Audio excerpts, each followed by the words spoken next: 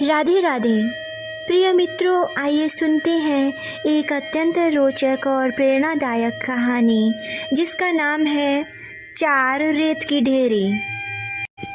एक राजा था, उसके कोई पुत्र नहीं था। राजा बहुत दिनों से पुत्र की प्राप्ति के लिए आशा लगाए बैठा था, लेकिन पुत्र की प्राप्ति नहीं हुई। उसके सलाहकारों ने तांत्रिकों से सहयोग लेने को कहा।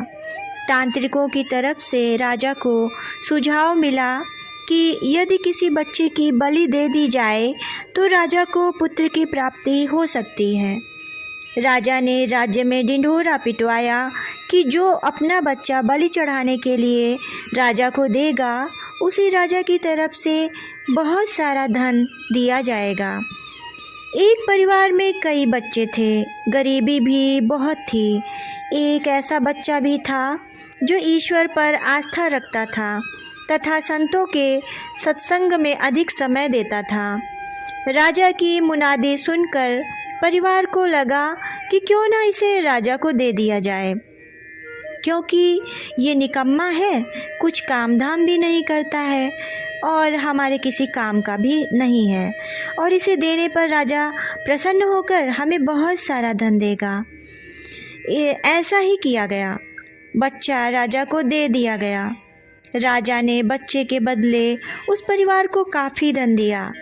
राजा के तांत्रिकों द्वारा बच्चे की बलि देने की तैयारी हो गई। राजा को भी बुला लिया गया। बच्चे से पूछा गया कि तुम्हारी आखिरी इच्छा क्या है।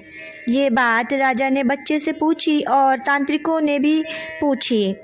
बच्चे ने कहा, मेरे लिए रेत मंगा दी जाए। राजा ने कहा, बच्चे की इच्छा पूरी की जाए। अतः रेत मंगाई गई। बच्चे ने रेत से 4 ढेर बनाए। एक एक करके बच्चे ने 3 रेत के ढेरों को तोड़ दिया और चौथे के सामने हाथ जोड़कर बैठ गया और उसने राजा से कहा कि अब जो करना है आप लोग कर लें। यह सब देखकर तांत्रिक डर गए और उन्होंने बच्चे से पूछा, पहले तुम यह बताओ कि ये तुमने क्या किया है। राजा ने भी यही सवाल बच्चे से पूछा। तो बच्चे ने कहा कि पहली ढेरी मेरे माता पिता की थी, मेरी रक्षा करना उनका कर्तव्य था, परंतु उन्होंने अपने कर्तव्य का पालन न करके पैसे के लिए मुझे बेच दिया, इसलिए मैंने ये ढेरी तोड़ दी। दूसरी ढेरी मेरे सगे संबंधियों की थी, परंतु उन्होंने भी मेरे माता पिता को नहीं समझाया, अतः मैंने दूसरी ढेरी को भी तोड़ दिया। और तीसरी ढेरी हे राजन आपकी थी, क्योंकि राज्य की प्रजा की रक्षा करना राजा का ही धर्म होता है, परंतु जब राजा ही मेरी बलि देना चाह रहा है तो ये ढेरी भी मैंने तोड़ दी। और चौथी ढेरी, हे राजन मेरे ईश्वर की है ये ढेरी, अब सिर्फ और सिर्फ अपने ईश्वर पर ही मुझे भरोसा है, इसलिए यह एक ढेरी मैंने छोड़ दी है। बच्चे का उत्तर सुनकर राजा अंदर तक हिल गया।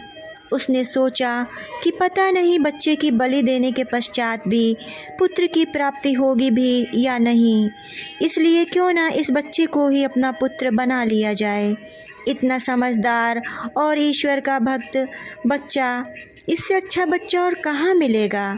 काफ़ी सोच विचार के बाद राजा ने उस बच्चे को अपना पुत्र बना लिया और उसे राजकुमार घोषित कर दिया।